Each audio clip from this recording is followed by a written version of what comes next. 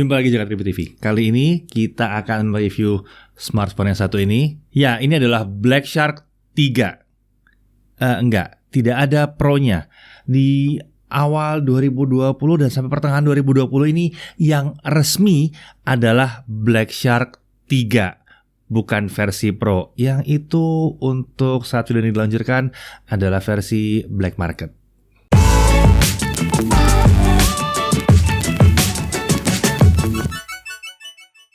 Oke, ya, Black Shark 3 ini adalah sebuah smartphone yang jadi penerusnya Black Shark 2, ya. Jadi yang datang baru emang Black Shark 3 di Indonesia, sementara yang Pro itu belum resmi saat video ini dibuat. Jadi seperti biasa, Jagat emang nggak akan review yang Black Market. Jadi ya kita tidak akan support Black Market sama sekali. Jadi kita review yang Black Shark 3 yang resmi, dapatnya dari Black Shark juga tentunya, ya. Review kali ini akan saya kerjakan bareng dengan Chris, ya. Jadi nanti kita akan gantian mendemokan si Black Shark 3 ini. Oke, isi boxnya kita lihat ada unit, ada screen protector yang sudah terpasang, ada charger 11 volt 6 ampere atau 66 watt. Wow, gede banget ya. Ada kabel USB-C, ada soft case, ada dokumen SIM ejector, dan ada stiker Black Shark. Oke, dari desain kita bisa lihat bahwa ini menggunakan console holding symmetry design, ya. Jadi simetris bentuknya. Pilihan warnanya yang ada adalah midnight black, sementara back cover ini adalah perpaduan glass dan metal. Untuk material frame-nya ini adalah metal. Dimensinya 168,7 x 77,3 x 10,4 mm dengan berat 222 gram. Ya, ini bukan smartphone yang super ringan ya. Ini khas smartphone gaming memang. Kita lihat di sisi kanan ada tombol Shark Space, ada tombol power, dan di situ ada mikrofon. Lalu di sisi atas ada headphone jack. Ya, datang balik lagi ada headphone jack ya, 3,5 mm. Jadi Black Shark mendengarkan banget ya waktu bikin yang seri Pro-nya kan waktu itu banyak yang komplain, mana nih kok headphone jacknya dibuang. Sekarang di Black Shark 3 sudah ada lagi headphone jacknya ya. Kemudian di kiri kita lihat ada slot SIM card, ini adalah dual SIM tanpa micro SD ya. Dan ada tombol volume. Kemudian di bawah kita lihat ada port USB Type-C dan ada mikrofon. Di belakang kita lihat ini ada triple kameranya, ada LED flash di situ, ada 2 LED stripe kecil di situ, lalu ada logo Black Shark RGB. Ada pin magnetik untuk magnetic charger 18 watt. Ya, ini unik banget ini.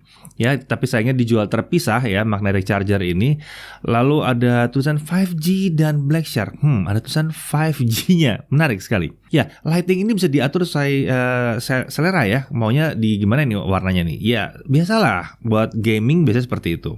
Lalu di sisi layar kita lihat ada kamera selfie, ada front facing stereo speakers, dan ukuran layarnya sendiri itu adalah 6,67 inci. Iya, lumayan besar. Resolusi Full HD Plus 2400x1080. Aspek rasionya adalah 20:9. Dan ini adalah panel AMOLED yang sudah disertifikasi DCI P3. Jadi apa yang dilihat oleh pembuat game dan film itulah yang kita lihat di handphone ini. Karena udah standar DCI P3 ya. Dan penyimpangan warnanya, delta E-nya juga kecil sekali. Delta E-nya ada di bawah 1. Biasanya di bawah 2 aja udah bagus. Ini di bawah 1. Ya, Black Shark 3 menggunakan refresh rate layar 90 Hz dengan menggunakan MEMC teknologi, Motion Estimation dan Motion Compensation Technology, ya. Nah, ini menggunakan semacam frame blending yang membuat video, bahkan video 24 fps yang sinematik itu rasanya kayak 60 fps atau lebih ya. Jadi kelihatan licin-licin mulus gimana gitu kalau nonton video di sini. Emang unik banget. Lalu layarnya ini dilengkapi dengan touch reporting rate 270 Hz yang ini berfungsi untuk melaporkan sentuhan kalian. Jadi ya harus ada reporting rate yang tinggi. 270 Hz itu tergolong tinggi banget. Tingkat kecerahan layarnya mencapai 500 nits. Lagi-lagi ini bagus banget. Dan sudah support TÜV Rheinland VDE certification ya. Dia punya in-display fingerprint. Dan dia juga punya Master Touch 3.0. Jadi dengan menekan layar lebih kuat, kita bisa ngaktifin trigger untuk action tertentu. Ini berguna dalam game-game ya, yang butuh banyak banget kontrol. Misalnya PUBG Mobile gitu ya. Oke, masuk ke spesifikasi jeroannya. SoC chipset atau prosesornya adalah Snapdragon 865 7 nanometer, RAM-nya 8 GB. Di sini storage-nya 128 GB UFS 3.0.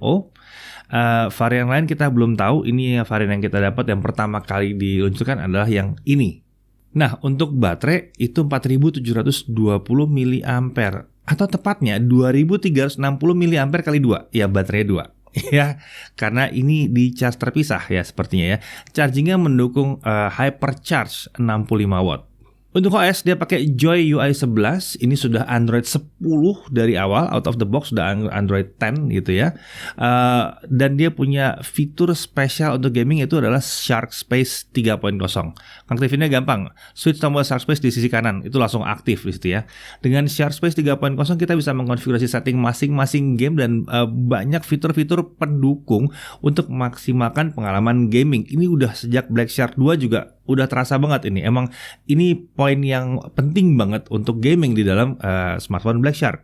Nah, di luar itu kita lihat sensor-sensornya gimana, lengkap banget. Gravity sensor, ambient light sensor, proximity sensor, gyroscope, kompas, force touch sensor, itu banyak banget. Itu lengkap sensor-sensornya semuanya. Untuk konektivitas, ini menarik. Smartphone ini 5G ready. Ya, 865 otomatis karena tidak ada Snapdragon 865 yang datang dengan modem 4G only. Nggak ada.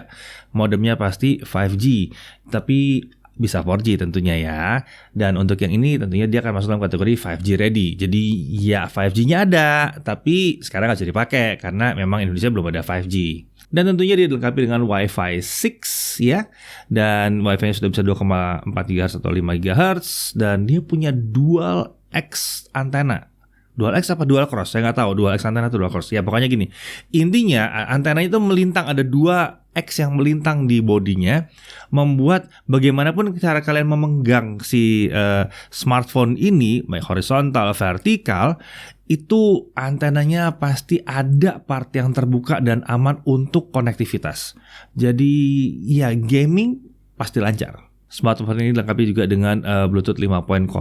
Sayangnya memang belum ada NFC di sini ya. Hal yang menarik di sisi Wi-Fi-nya lagi adalah dia memiliki Wi-Fi sharing atau tethering Wi-Fi. Jadi saat kita terhubung ke Wi-Fi, kita bisa langsung mengaktifkan menu hotspot di panel quick setting.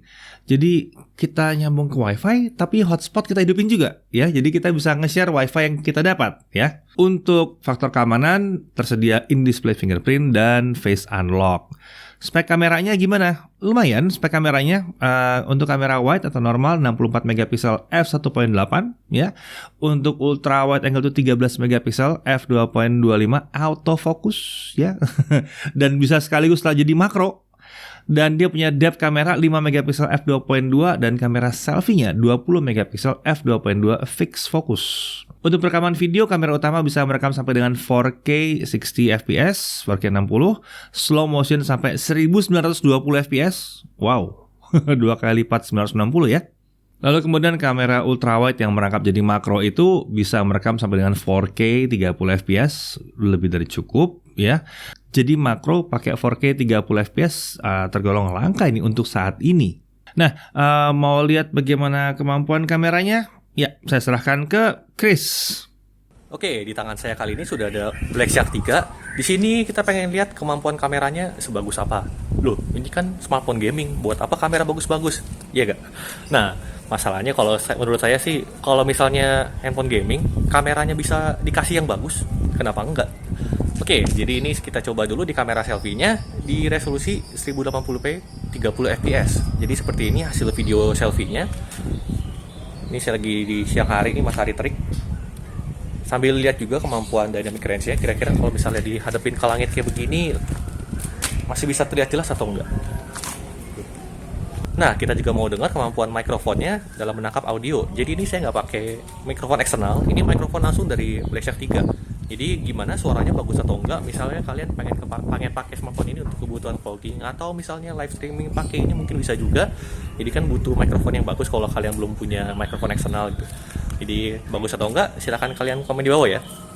Untuk stabilizer sepertinya memang belum mendukung IIS dia di kamera selfie-nya ini, jadi masih agak sedikit goyang. Jadi kalau misalnya pakai video selfie-nya emang sedikit mesti ekstra hati-hati ya. Oke, sekarang ini adalah perekaman video menggunakan kamera utamanya Blackshark 3. Jadi ini saya rekam di resolusi 1080p 30 fps. Gimana hasilnya? Dan kalau saya lihat di layar sih, kalau di bawah jalan begini cukup stabil ya. Jadi IIS-nya berfungsi dengan baik di sini.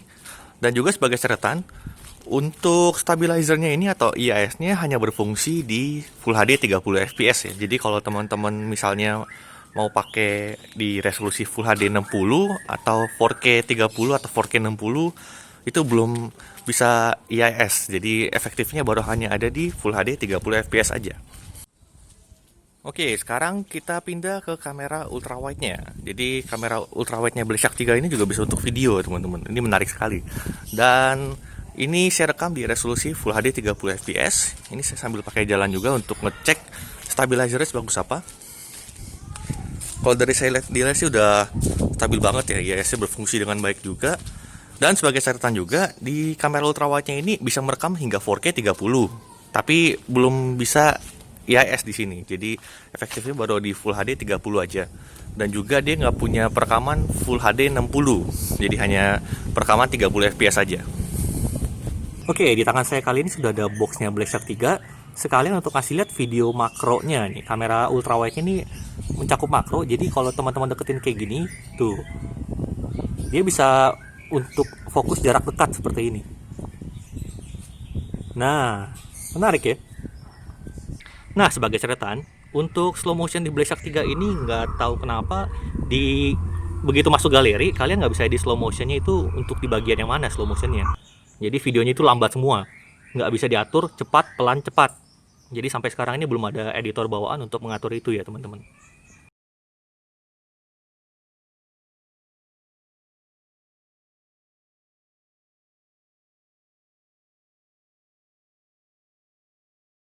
Oke, untuk hasil foto-fotonya bisa kalian lihat berikut ini. Jadi kalau boleh saya nilai sih, menurut saya udah cukup bagus ya hasil fotonya. Jadi tadi videonya udah oke, fotonya juga udah oke. Jadi kalau bisa dapetin smartphone gaming dengan kamera bagus, kenapa kita harus tolak?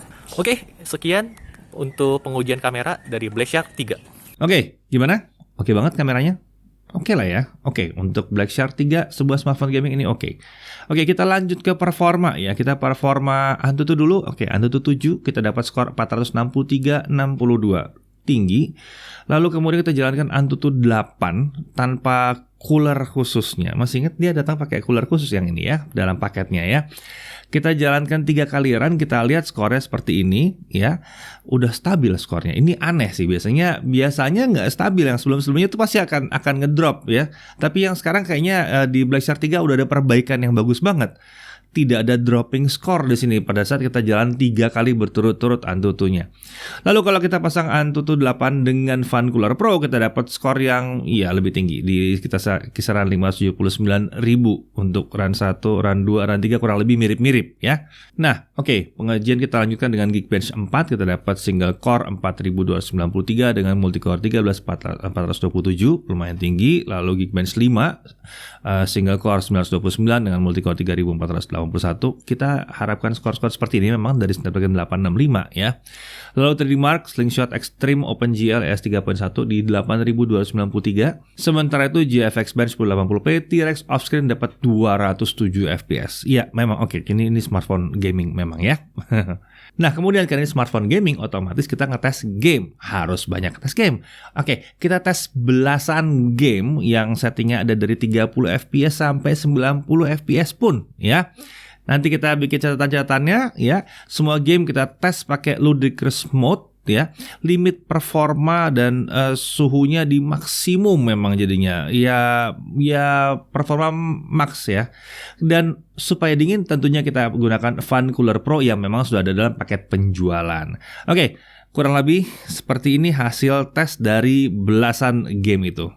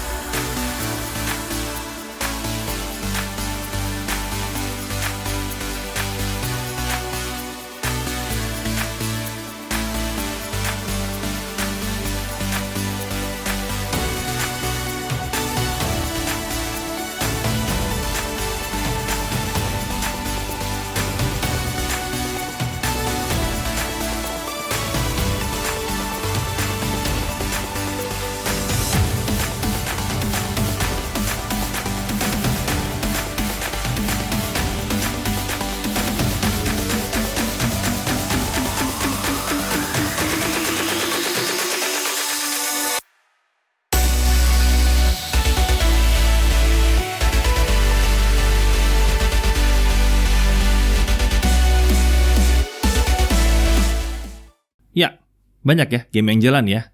Oke, buat kalian yang nyoba ngidupin game-game ini di 90 fps, kalau mau nyoba ya, ada triknya memang. Pertama kalian harus masukkan game ke list Shark Space dulu. Kemudian setiap game itu harus di setel game config-nya. Di setel refresh rate layar jadi 90 Hz di game yang diinginkan. Kemudian setelah performa ke ludicrous supaya game beratnya bisa mentok performance-nya ya. Jika gamenya support 90 fps walaupun di setting in game masih 60 fps, maka dia akan tetap aktif. Contohnya seperti Shadowgun Legends. Tapi kalau nggak bisa, ya berarti gamenya belum support. Oh ya, untuk PUBG Mobile dan Honkai Impact 3 ada trik khusus buat dapat 90 fps ya. Untuk PUBG Mobile itu harus pakai Hex Editor. Tutorialnya udah banyak sih yang nge-share di YouTube. Tapi kalau kalian emang butuh spesifik tutorialnya dibikin video tersendiri, tulis di komen ya. Kalau komentarnya banyak nanti kita bikinin ya. Oke. Next, Honkai Impact 3. Ini walaupun di setel di 90 Hz, ini nggak langsung dapat 90 fps. Jadi triknya ya, sebelum login situ setel dulu refresh rate layar. Di game configuration Shark Space jadi 60 Hz atau intelligent ya. Kemudian saat login baru switch lagi refresh rate layar ke 90 Hz. Ya, setelah login. Jadi disitulah gamenya jalan 90 fps nantinya. Step ini harus diulang lagi kalau udah logout ya. Jadi kamu mesti ulang lagi. Karena secara default memang belum ada opsi dalam game untuk jalanin dia di 90 fps.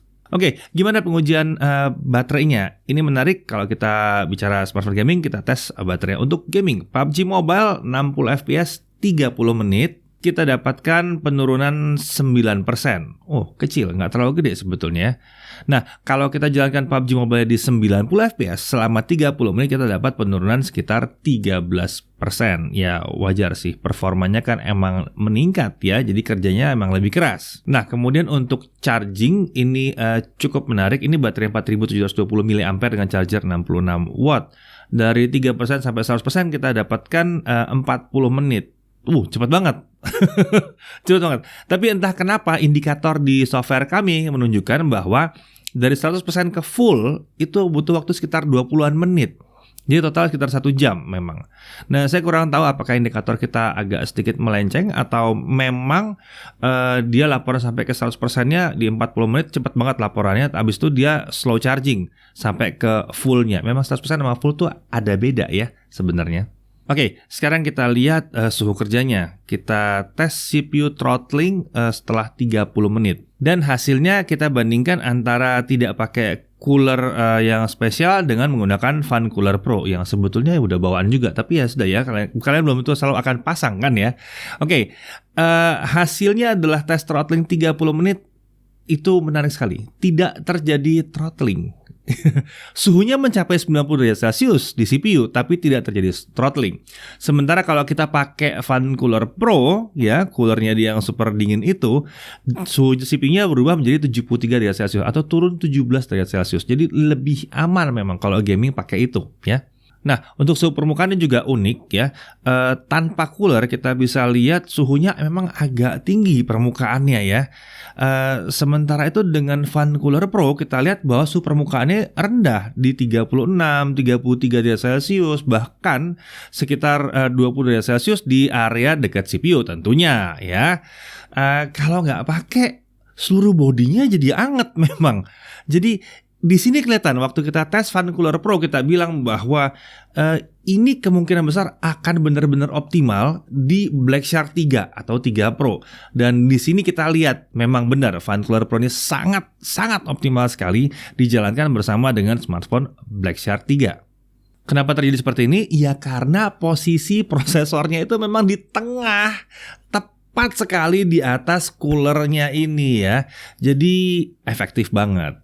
Oke, kita lihat pengujian-pengujian ekstra ya. Kita cek untuk Netflix gimana, apakah bisa jalan L1 Wi-Fi-nya bisa L1 jadi bisa definisinya bisa oke, full HD ya. Lalu kita juga mencoba untuk melakukan display output ya. Nah, untuk display output jadi bisa nyambung ke layar. Ini ternyata bisa juga dilakukan dengan Black Shark 3. Lalu kita coba touch delay-nya seperti apa. Ini yang menarik, kita mencoba beberapa aplikasi sekaligus. Real Drum, Classic Drum, Drum Kit, PUBG Mobile juga kita tes ya. Dan kita merasakan bahwa touch delay-nya aman, rasanya nyaman dan kencang, responsif banget.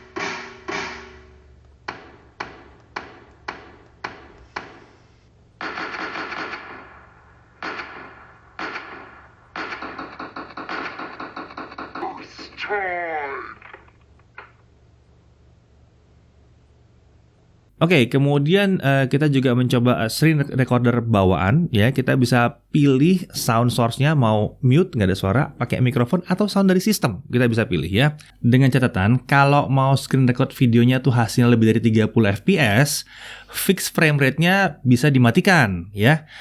Tapi ini gini ya jadinya ya, screen recordnya jadi variabel frame rate, nggak fix, cenderung akan naik turun, tapi emang bisa ngikutin konten yang sudah direkam.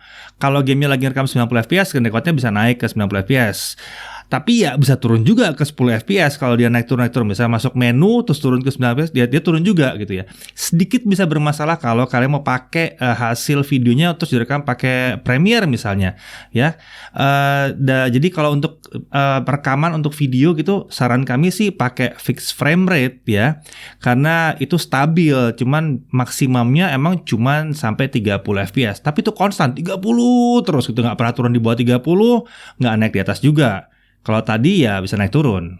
Lalu kita mencoba juga HDR video, kita tes di YouTube ya, ternyata displaynya support HDR ya, dan HDR-nya mantap sekali. Nah, untuk vibration motor, Black Shark 3 itu punya X-axis linear motor. Untuk beberapa game yang udah support seperti Shadowgun Legends, kita bisa merasakan efek getaran yang mantep ya saat nembak atau kena tembak. Ini keren nih, bikin game jadi terasa lebih interaktif dan hidup gitu ya. Untuk haptic feedback saat ngetik, ini juga rasanya nyaman sekali. Dan buat kalian yang masih nanya apakah ini bisa USB OTG? Ya tentu bisa. Ini kan masuk kategori flagship sebenarnya. Oke, jadi apa saja yang kita rasa kurang pas di Black Shark 3? Ya oke, belum ada NFC. Tapi mungkin para gamer nggak terlalu butuh NFC. Ya, dan mungkin juga kalau ini smartphone spesial mereka buat main game, akan ada smartphone lainnya lagi yang udah ada NFC-nya. Toh sekarang smartphone yang ada NFC-nya sudah mulai murah ya. Dan nggak semua orang juga pasti butuh NFC tiap hari. Kemudian storage, ya memang storage-nya 128 GB, mungkin terbatas. Tapi ya mungkin juga Black Shark akan segera menampilkan storage yang lebih gede lagi. Nah, siapa tahu ya. Nah, dari si positifnya kita lihat bahwa performanya luar biasa kencang dan stabil. Ini smartphone gaming banget ya, dimana performa adalah yang paling utama. Suhu bisa dibiarkan agak tinggi, yang penting performanya tinggi terus. Cuma di sini yang menarik adalah kalau kalian tidak pakai Fan Cooler Pro-nya, suhunya memang agak tinggi tapi dia tidak throttling, tidak ngedrop performance-nya. Pakai Fan Cooler Pro, perfect ya. Itu yang menarik sekali di sini. Kemudian layar AMOLED-nya selain tampilannya keren banget, HDR juga ini sangat responsif ya. Refresh rate 90 Hz-nya nice, berasa enak banget dipakai. Dan kita merasakan ada beberapa gaming udah bisa di 90 fps juga ya. Penyebaran suhu tadi kita bahas bagus banget. Sharp Space 3.0 keren, ada Master Touch 3.0, stereo speaker-nya juga bagus, desainnya keren. Dan lampu-lampu RGB juga keren. Jadi menurut kami paketannya dia dengan Fan Cooler Pro memang pas banget. Ya, jadi kalau kemarin kita nyari Fan Cooler Pro cocoknya di mana, ya memang paling pas di Black Shark 3. Ya, dan mungkin Black Shark 3 Pro juga. Nah, kalian tentu bertanya-tanya harga paketnya berapa ya. Jadi paket ini harganya ada di Rp10.999.000. Sebuah harga yang cukup miring mengingat performa yang super ya. Dan ada tambahan cooler yang coolernya sendiri nggak murah itu ya. Ingat yang pakai Peltier itu ya, kita ada pembahasannya spesial buat Fan Cooler Pro sendiri sebelumnya. Dan ini adalah sebuah smartphone dengan Snapdragon 865 yang 5G ready. Untuk saat ini di Indonesia, untuk sebuah smartphone gaming dengan Snapdragon 865, ini adalah yang paling murah jelas. Ya, jadi kalian butuh sebuah smartphone gaming harga yang tidak terlalu mencekik dan sudah siap ke depannya dengan 5G, jadi supaya nggak usah terlalu banyak mikir 6 bulan lagi, 1 tahun lagi, atau pada saat 5G datang, aduh saya nggak punya 5G. Ya, Black Shark 3 ini udah siap banget dengan performa yang tinggi, konsisten, dan stabil. Saya Dedi Irfan, Jagat TV TV.